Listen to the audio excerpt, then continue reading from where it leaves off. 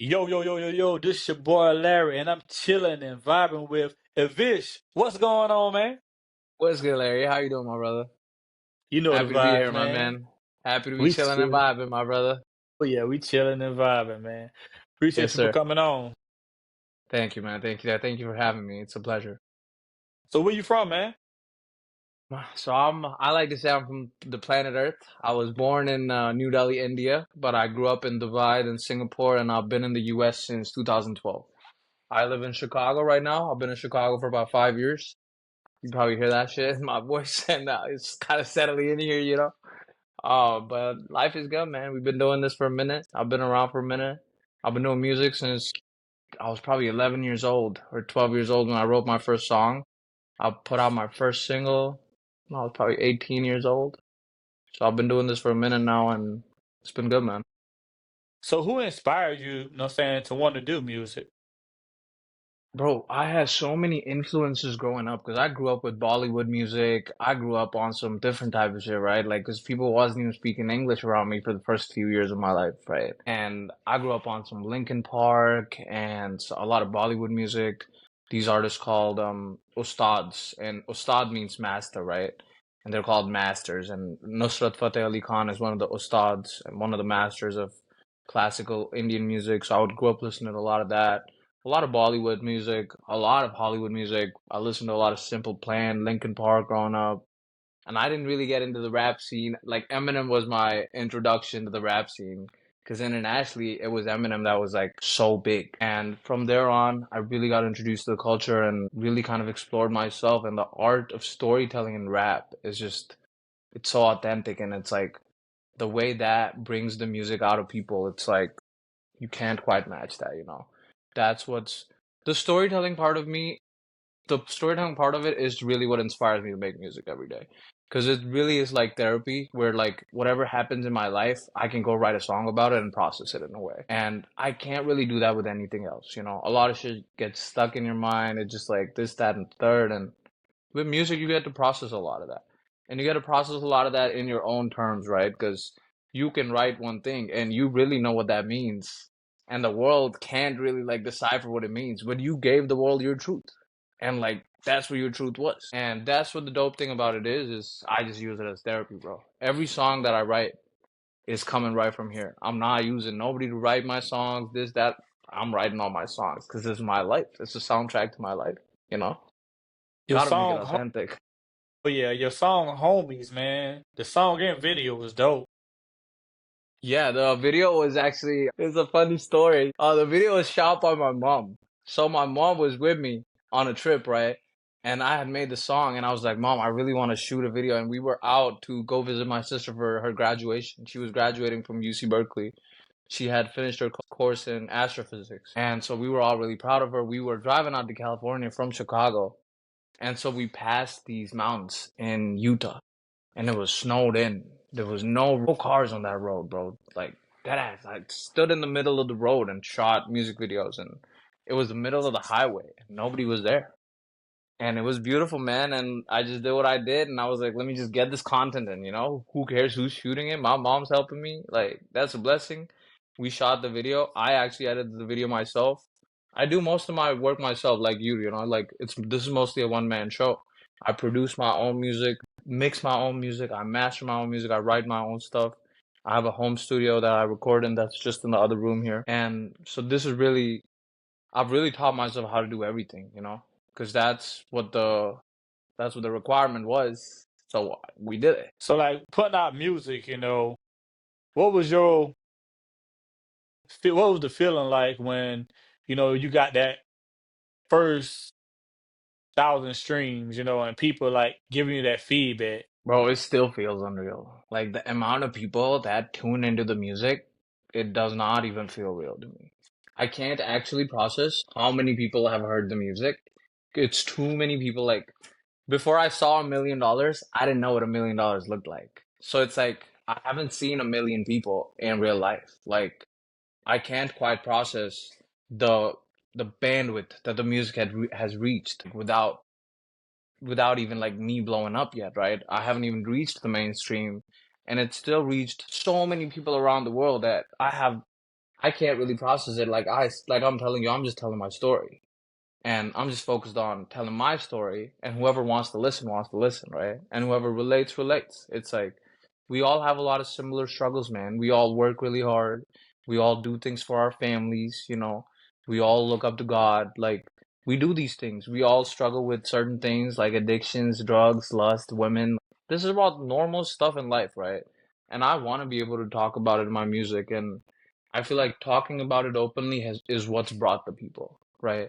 That authenticity is what's attracting the people to actually listen to the music. Because I'm not just telling them bullshit that like do this is like it's my actual life in the song. Like, and that's why you relate to it because it's your actual life in the song too. Like that's Yeah, what it is, right?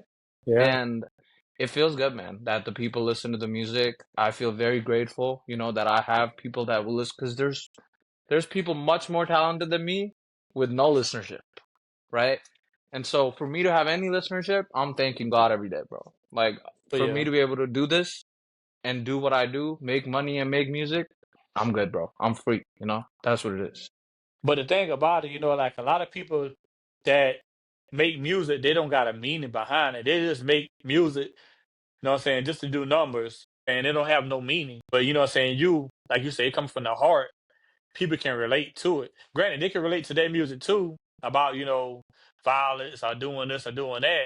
But when you can actually relate to it, something you living through day by day, it's more meaningful.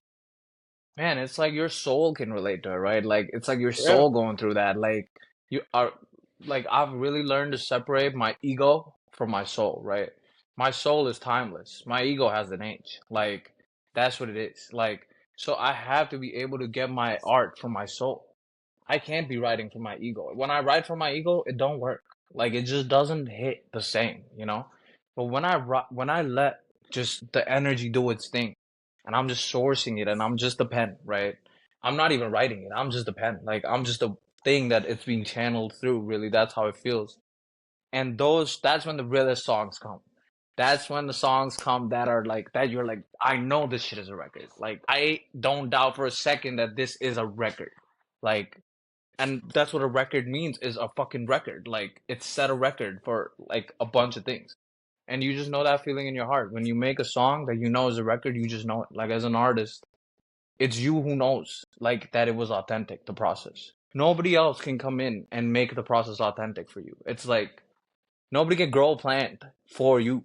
Like you gotta grow your own damn plant, water it, make sure it's good, make sure it has sunlight, everything, everything. Nobody gonna do it for you, bro. Like, and that's what it was for me too. And to be honest, I've just ran with it. You know, that's what it is. When it comes really, that's when it actually comes. Like for many years though, like I just had to write bullshit. Like you know, for the real shit to come out. It's like your tap is so clogged that is like you gotta let that tap run and let all that bad water out, and eventually the clean water is gonna come out.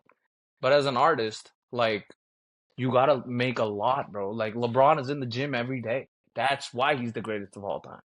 Like he didn't just yeah, he had the genetic lottery and shit, but he still is in the gym every fucking day.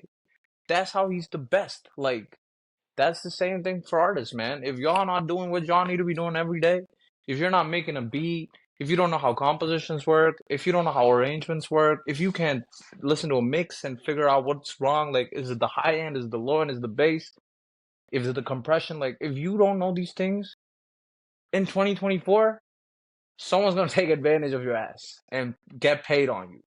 So Yeah. that's what the fucking thing is. Like you can get paid on you or someone can get paid on you, right? Just get paid on yourself. Figure out your work. Like that's what I learned. I just had to figure all of it out myself. I had to figure out production. I had to figure out mixing. I had to figure out mastering because there was a point where I was getting my songs mixed and mastered, right? And my first album was mostly mixed and mastered by my producers. And so when I put out that album, there was a weight, bro. There was a weight that I was like, shit, now I've set a bar.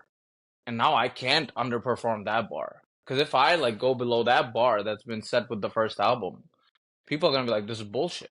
How was the first stuff good, and now he's making stuff that doesn't sound as good? So I had to go learn mixing. I had to go learn production, and I had to figure out like how to find my own sound. You know, as an artist, bro, you gotta do that in 2024. This Yeah, is a free world, and they're coming for your ass, and someone's coming for your spot. Like, there's always somebody working on themselves, so you better be working on yourself too, because it's competition out here. it is. How was that performance at Summerfest in Milwaukee? What was that experience like? Oh my God, dude. So I found out that I was doing that performance about 4 days before that performance was, right? I didn't even know I was doing it. My friend, one of my producers, his name is Spencer. His producer name is Crystal Knives. Shout out Crystal. Great guy. Such a beautiful person. Amazing guy. So talented. And he calls me about a week before Summerfest. And he's like, hey, Vish, like, so I'm calling out a few friends. I'm playing Summerfest. They gave me an hour long slot right before Flume. And so Flume was supposed to go after Spencer. And so we knew this was the spot to have, right? Because like the main headlining spot is after, the crowd is there. And he was like, "You want to come out and open and like do a couple songs?" And I had a few songs with him at that point, and I was like, "We only have 3 songs, Spencer. Like, I could come out and like, but I've never been on stage before, bro. Like, you're placing a bet on me here. Like, I've never been on stage before, to be honest." And he was like, "No, no, no, come out. We'll figure it out. You know, I'll pull out the backing tracks and I'll make sure you have some support, like in case shit goes a little bit sideways." And bro, I walked out and I blacked out, bro. Like everything just like it just I don't remember none of it. I was so present when it was happening and I was just taking it because there was thousands of people in front of me suddenly. Like I worked all my life to get to that, but I didn't think I would actually get to that. So when you get to that, you're like, well fuck, like I didn't really get to like I didn't really know I would get here. But you get there. And it just happens like and you know what it was? I understood what it was at that point too. That was life being like, I'm gonna give you a taste of it so you don't stop chasing your shit because you know your potential. So I got that taste of it like early on in my career. I had only put out a few singles. I had like 5, 6 singles out. And I got a taste of like playing a big festival. And then since then, I've played a few more festivals. I've opened for Kasky, if you know who Kasky is. He's a big artist. Like when he was out in Chicago, he had me come out and open for him. And it's just that's been motivation. That Summerfest show is still motivation for me because it's like if I could crack that shit when I was 22 years old, I know I could crack that shit today. Like, you know, it just gives you confidence in your own abilities. And it felt amazing, man. When I got to see afterwards me performing, because I didn't remember me performing at all. Like, it was blacked out. Like, my brain was flooded with endorphins and fucking, it was just gone. Like, it was not there. Adrenaline. And when I came back, my friends showed me the video, like from backstage, so I could see me performing, and then the crowd. And like I didn't even believe. I still look at that video and it's like I don't remember all these people being there because I was just doing what I was doing and I was so in my element. And one of my friends came out from Purdue University to shoot a video of the whole event and he did it. And it was fucking beautiful, man. What a night. What a day, you know. God is good for that day. But yeah, he is, man. That's dope. Just having that experience, in Just front of having that thousands. experience. Yeah. It's like you can't pay to get shit like you can't pay and get an experience like that. There's nowhere you can go. And you don't want to pay and get an experience like that either. That's what it is. That's an experience that's earned. And like you gotta earn it. Like, but when you earn that shit, boy, you know you made that shit work. You know, you're like, I know my shit working. Like, they calling me on Summerfest, I'm not even making a lot of moves. So like, I'll do something right. Something is going right here, and that's what it is, bro. They took us to like a yacht party at night. They had like an artist yacht party, and like we was at the yacht party like out on the Michigan Lake, and it was just unreal. Like the whole night, I was just like, man, this is just how I envisioned it to be. It is how I envisioned it to be too. But when you're there, you're just like so present in the moment that you kind of forget to register it almost because you're so there. Well, Ivish, I know you quick with it, but how was it in New York? It was beautiful, man. Bro, that video I still get comments about. That video gets talked about at my work. So this girl at my work came up to me and she was like, call me daddy like the Holy Father, but she keeps sitting. And I was like, shit, you heard that? Like, and my fucking manager was standing right there. And he looked at me like, what is she talking about? Like, why did she just say that to you? And I was like, bro, I made that video. I shot it. Like, we put it up and it did good, you know? Like, New Yorkers had a mixed reaction to it, but I get it. Like, I'm not from the city and like, I just went out there to shoot a video. To be honest, it's been one of my brand visions to go shoot videos in beautiful locations. I have a video coming up at the Taj Mahal, bro. And I did that shit on purpose. I went to the Taj Mahal. I got chased by the cops for shooting this video. And I paid them off, like in US dollars. I had to pay these cops off. I had to bribe them off. And we did it. We went and I have a video at the Taj Mahal. It's gonna drop in January. And I know that's a viral piece of content. Because it's like I had that vision to go shoot a video at the Taj Mahal for 3 years before I finally got to go to India, go to the Taj Mahal, find a person that will find a spot where we can do it legally. And I still got chased by the cops because that shit's not legal. And Man, we did it, bro. We shot the video, and now I have the video of me performing a song I produced in front of the Taj Mahal. And that's what I wanted. That's what the vision was 2 years ago. Just accomplishing that, I feel good. I don't even care what happens with the song at this point, right? Because I did what I wanted to do. I'm a kid who just likes doing my shit. And so I yeah, did what I wanted to do as a kid. yeah. And now the next one on the list actually is the pyramids. But I'm going to get one of the pyramids too.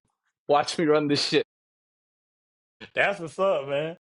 So who would you like to do a collab with? Man, I would like to do a collab with some of the biggest names, to be honest, bro. Cole. Cole is probably top of my list. Cole is someone that I've looked up to. I look up to his values, just as an artist. I look up to him as a person. I think he's someone who has a lot of composure, you know, a lot of peace within himself. I feel like the beef kind of showed that too. He was able to just step back when the spotlight was put on him and kind of just stray away from those bullets being thrown, right? I feel like it takes a big man to be able to do that too. A lot of people will say you're a coward, but like he could have gone headshot. Like we know Cole's ability. Everybody knows like what kind of a writer J. Cole is. And for him to do that in that situation, he could have at least headshot Drake. Like we all know this. There's no way that in those top three it doesn't come out that Cole at least doesn't come out too, on that. It's no way. So it's like for him to just bow out of that gracefully and let the two fight it out, that was a beautiful thing to be able to see. Like we saw one of the greatest fighting matches of our generation lyrically, right? And it was beautiful to see. And Cole is a big one for me. Justin Bieber honestly is a big one for me because I feel like he's a pop icon in the world and to have that song would be insane. Yeah. Those are the two that like come to my mind right off the bat. I wouldn't say Kendrick or Drake because that's too fucking dividing for my audience. My audience not gonna like that. I'm gonna lose a couple fans if I say who I like, so I'm gonna skip that one. Yeah, man, I like how you deliver, man. Like how you deliver your lyrics is dope. You know, everybody deliver a certain way, and how you deliver, man, I like. Yeah, I like that. What about it is it? Like, what do you like about it? It Can you just be a fe- little more it it, specific? it feels so raw and real. That's Oh, what I'm going for. yeah, that what got me. I'm like, it's not like you're not trying to be like nobody else. You're just being yourself. I am not like anybody else, man. That's what it is. Like, I don't want to be anybody else. I want to be me. I've been me since I was 11 years old. Since I found out what I like to do, I've been me. Like, and I'm gonna keep being me till my last breath, till they fucking kill me, bro. I'ma do me. Like, and honestly, it took a lot to be able to get to this point where you have enough confidence in your own abilities where you're like, no, the world isn't gonna tell me who I am. I'm gonna tell the world who I am. And that's a different type of confidence to be able to build. It takes years to build that. As a kid, you don't have that. As a kid, you're insecure. Like, when I was making those YouTube videos, I was 12, 13 years old. I was still making the videos because, like, I was getting bullied in school for making the videos, but I was still making them. Like, but it takes a lot of just consistent confidence, just a lot of putting on a lot of bravado, even when you don't have it. Like, I was nervous before going on stage on Summerfest because I'd never done that. But it's like, what are you gonna do? This is your chance to shine. Like, take your chance, run with it. Like this is what it is. This is what you prayed for all those nights. Now you got it. Now take it and go with it. And people just don't have that, man. You know, people when they're writing their lyrics too, when they're doing it, they're just half-assing shit. Like people half-ass their jobs, people half-ass their music. I don't want to half-ass anything in life. Whatever I'm doing, I'm going in. I'm going in for the kill, bro. Yeah. Hey, your Spotify numbers this year, man, was amazing. Thank you, Getting bro. heard Thank you. in 148 different countries, man. That's a blessing. That's a diverse fan base, bro. That's what it is. You know, like I see my future with that. That's what it is. I see a world tour with that. So if I'm able to consistently grow it like that, and people from all races, all ethnicities, all walks of life can relate to the music and listen to it, that's the goal, right? And if I'm resonating in 148 countries, you know that feeling is resonating. You know that's not a feeling that's defined by color or your experience. That's a human feeling. I'm going for the human feelings. I'm not trying to go for like a specific this, that, like gangster rap, motivational rap. Like I'm not. I'm trying to capture what it feels like to be a human being in 2024. And as long as I can capture that, as long as I can capture an actual human experience, people are going to listen. People are going to listen every single time. But you have to be real with your music. You have to actually have authenticity. Like there's so much noise, man. It's so much noise, like out here, you know? It's like every other person you meet now is an artist because it's so easy. The barrier to entry is gone. So it's like everybody can become an artist because there's no barrier to entry. Previously, 20 years ago, they had to go figure out recording studios and they had to go figure this out and that out. And now it's like everybody got a recording studio in their phone, damn near. And it's like the barrier to entry is gone, you know? And so it's harder to stand out of the crowd because you really got to work on your skills and you really got to have like a strong musical foundation to be able to be an artist in today's day and age. Like, as much as they hate Drake, he knows how to make a hit. Like, he knows the Yeah. formula of a hit and he's figured it out and he can replicate it every single time. That's what he's getting paid for. He's not getting paid for anything else. He's getting paid because he understands the psychology of a hit. And that's very hard to understand. I'm still really learning how to achieve that, right? I don't know how to achieve that yet. But the goal ultimately is to be able to like put so much volume out in your music that something is going to stick. And as long as you're producing music as an artist, something's going to stick, you know? So do you like produce, make beats for like other people, or you just everything just for you? Yeah, I was doing some beats for like other people and stuff like a year ago, but to be honest, the past year, I've barely even like I've had to make time to be able to do my own music out of the business that I've been in. The business really took off last year, bro. Like my personal life was chef's kiss last year. Shit was good. And touch wood, you know, knock on wood, God bless us. It's just I wasn't able to like I didn't have the bandwidth to go out produce for other people. I was just so busy building for myself and my family and my people that there was just no focus on being able to like give any of those resources out to anybody else. I was really just trying to give those resources to myself because it's like you have a stroke of inspiration as an artist. You can like you have a stroke of inspiration. You don't want to give it up like a lot of times because once you get busy and once you're doing a lot of things, it's like you know how to write a song. Like I know how to write a good song. It's not hard for me to write a good song. I can just go in there and I like systemically can write a good song. But it's like when I hit that stroke of inspiration and I have the song, my life is so busy nowadays that I'm like, I don't know when I'll be able to replicate it next. So I'll just keep this for myself. I don't want to give it to another person. Because it's like every day you're doing so much, you're working every day, you're doing this, you're doing that. You don't want to write a song every day sometimes. And it's like, you got to, you know, like it's like there's no option. And sometimes the songs just hit, sometimes they don't. But in the last year, I haven't been producing for other people a whole lot. There's just one friend that I produce for. His name is Satyam. Shout out Satyam. He's an Indian artist and he works in Bollywood actually. He's working on a few Bollywood movies right now. And I do produce for him a little bit. Just because I do it for him just because he's one of my best friends, to be honest. And he'll hit me up randomly and be like, bro, can you do the drums on the song? And I'll just send him a incomplete song and be like, bro, I haven't been able to finish this one song for some reason. Can you finish this song? And he'll just finish it and send it to me. And I'm just like, I trust his vision, he trusts my vision, and that's like you don't have a lot of collaborators you could do that with, you know. It's hard to kind of find people that you trust to the level where you're like gonna trust them with your art because your art reflects you, like that reflects me out in the world. Like I Yeah. can't be messing with my art, bro. Like that's why so many people hit me up for features and they're willing to pay for it, and I don't do features. Like I'm just like, no, I'm not doing a feature unless it's like that level of a feature where it's like I'm gaining more credibility because it's a bigger artist than me. Then it makes sense for me to do that feature. But it's like it doesn't make sense because I'm not even that big of an artist to be doing all these small features and like affecting my own discography because that doesn't do anything. Like a quick $500 verse isn't gonna do it. Like I could just make $500 anyway in a day. Like I don't have to write a verse for you to be able to get paid $500, you know? Like it doesn't have enough of value in the world for you to be giving that shit out like that. And so I just really try and write for myself, to be honest. I write for Satyam a little bit. I've been trying to get some people to write for me in Hindi because I want to make some Hindi music and I want to make some Indian music, and I don't have the writing skills of an Indian artist, right? Of a Hindi artist. And so I do want some writers on that end just because I want to be able to make music for that part of the world too. It's where I come from, right? So these people see themselves in me. These are the people that relate to me, and I want to be able to provide for that. Like I want to be able to give them the song at the Taj Mahal is going to be perfect for that because it reflects the culture, you know. It reflects where I come from, the culture I come from.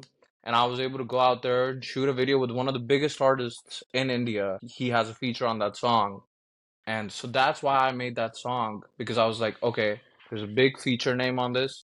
That artist has 3.6 million monthly listeners on Spotify. So he had a great year on Spotify, right?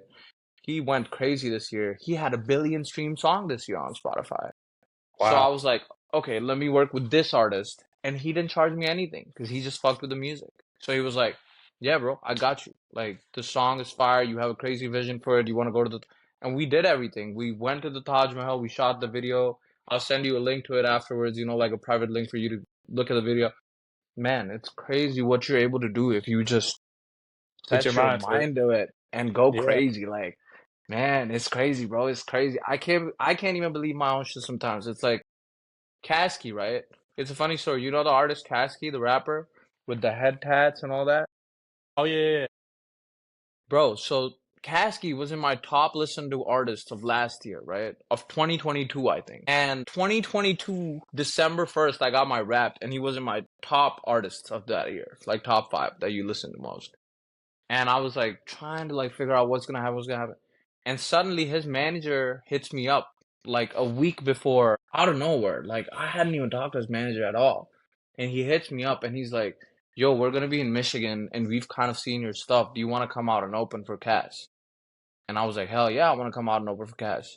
And I went out there, did open the show for him. We talked, we hung out in the green room and stuff, and he was like, let's go back to the hotel room and record a song. And we went back and we just recorded a song. And so I have this song sitting in the vault with Kasky, and this dude has been signed to YMCMB, right? So people know Kasky. He was signed to Birdman. And like, Uh-huh. so that's what it is. Like, when you really set your mind to it, it's like the universe just comes in and like, you gotta put in your work and your mind. But if you got the discipline of your mind and the work, man, the universe will work wonders. It's insane what the universe can do. Like, you think you're so far away from a thing, and it's like that distance can be covered in a blink of an eye. In the blink of an eye, that distance gets closed. And but you gotta know that. You gotta be able to see that distance getting closed. Because if you don't have the vision to be able to see that you're gonna make it past the ocean, man, it's gonna be a tough ride for you. You know, you gotta know that you know what the fuck you're doing. The only way you're gonna know that is if you put in the. Yeah. And Vish, what advice would you give, a young artist or entrepreneur that was just getting in the game? What would you tell them? So, do you want an artist advice or an entrepreneur? Because I feel like that's totally different advices, man. I'm both, and I don't have the same advice for both. For artists. For artists, stay true to your sound, stay true to who you are. Never try to be someone else just because you think it looks cool. It's not gonna work in your favor. Like, don't try to make your lyrics like an artist you like. No, no, no, don't do that. Write your lyrics. Write about your life. Write about what you're going through. And people will want to hear that more than anything else. People don't want to hear another Drake, bro. They have Drake.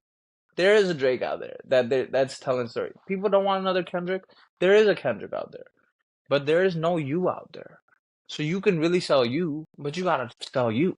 You don't have to sell all these bullshit tactics that we kind of come up with in like today's TikTok age of music, right? Like TikTok is like that age of music has kind of shortened the span of a song, right? A hit only remains a hit now for so long. It's like it's hard to get those songs that become instant classics. It's like, yo, 20 years from now, it's this song is still gonna hit because there's just so much volume. And so Yeah. I feel like you really have to be authentic. You really have to be real. It really has the song has to really come from a place of realness in you. Like as long as the song is coming from a place of authenticity, it's gonna hit. And you can't be worried about finding your hit. Don't be worried about that as an artist. Worry about making your art and just making your art. And that's where it ends. Don't worry about the result of it. Don't worry about the back and forth, this, that. Bro, make your art first. Make sure it's good. And then go out and try to sell it. But first, you gotta make sure the product is good. That's the only way the product moves. That applies to anything in life. That just doesn't just apply to music. That applies to everything in life. The product has to be good to move, right? That applies to shoes. That applies to fashion. That applies to commodities. That applies to food. That applies to drugs. Dog, that applies to everything. Like, so the music gotta be good. Work on the music first. And teach yourself an instrument. Teach yourself how to produce. Like, it's not hard. It's a couple basic things. Stay in the same key, stay on tempo. It's not that hard. Like, figure out the basics of it, right? I'm giving out some game for the people that are just starting out. Like, if you're listening to this, figure out the key of a song, work in that same key, stay in the key and your shit is gonna just sound good. That's all it takes. And the tempo. Keep the tempo the same throughout, and it's just gonna work. That's all it takes. These few basic things as an artist, your sound, your branding matters. The image you want to show the world, you don't always want to give your whole image to the world either. Because the world doesn't care about your whole image. The world only cares about your artistic image. So you have to be able to define yourself as an artist when you're this infinite thing as an artist, oh, I can be anything, anybody, bro, you're nobody when you're that. You're much better when you know your limits. Like, you're like, this is what I operate best in. This is where I excel. These are my, like, shortcomings. This is what I need to work on. A person with parameters is a lot more successful than a person with no parameters. So you gotta have your limits, you know. You gotta be like, I don't do this shit. I don't overdrink on the weekends. I don't do this. I don't do that. I work better when I put in this much work on a day. But you gotta know all that, and you gotta figure all that out, you know. So that's my advice for an artist. Just do you, and don't give up. Stay with that shit. This is a long game. This is not a short game. Don't stay in it for 5 years, 10 years. Stay in it for life. Commit to this shit. Commit to it. Do your work with it. Go find a job. It's okay. Like as an artist, like we're in 2024, y'all can make money. It's not a crime to make money and make music. Go make your money. It's okay. Like pay your bills. That's important too. But at the same time, commit to this shit. And write songs like for life, you know, don't worry about how much better you're getting. If you're writing songs for life and you're committed for life, you don't care how good you are. You know you're great. You know you're gonna hit. Like and that's a different feeling. That's just having confidence in yourself, you know. You gotta have that. We chilling and vibing, my man. It's been a pleasure to be able to have this conversation with you, bro. You've been a great host, man. You asked me some really insightful questions. I found out things about myself in this conversation that I've been trying to find, and I appreciate you, bro. Thank you for having me, man. Oh And I yeah. just want to say before I head out, new album dropping December 31st. I have another EP dropping, 6 brand new songs that nobody's heard before. Tell Me Pretty Lies. And it's actually produced by that same producer that did my first album. So we went back to the roots and I was like, I've been busy. Let me cop a couple beats. And I hit my producer up and he was like, yeah, I got you, bro. And he sent me a beat pack and we've had these songs. A couple of these songs are pretty old. A couple of these songs are like 2 to 3 years old, but whenever that drops, y'all gotta go listen to it, man. Just go support the art, go support your people, show some love to your people, and think of God. Oh yeah, That's hey Vish, important. hey, where people can follow you at, man? Listen to your music. Y'all can find me on Instagram. My handle is at I am Ivish, Amivish. That's also my handle on YouTube. That's also my handle on X, on Threads. That's my name is Ivish, and you guys are just this is just the beginning. You guys are just seeing the start of me, and this is gonna be a very long story for y'all. Y'all gonna have a good time. Oh yeah. Well, Vish, before we go, let everybody know what we've been doing. We've been chilling and vibing, man. It's been a pleasure. It's been a good time. Oh yeah.